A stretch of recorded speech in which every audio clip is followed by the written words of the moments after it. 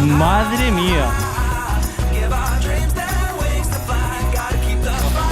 Y aquí pedazo de lomo.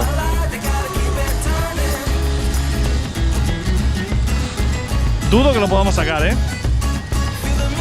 ¡Oh! ¡Qué brutalidad! ¡Madre mía! Imposible lo saquemos del agua. Sí. ¡Madre mía! Sí, espérate, no, todavía hay que acercarlo más. Perfecto. Para meterle.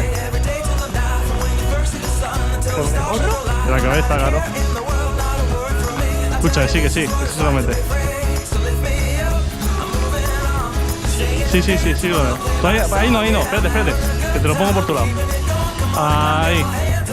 Ahí, engancha, claro que sí, levanta. ¡Levanta, me cago en su muerto!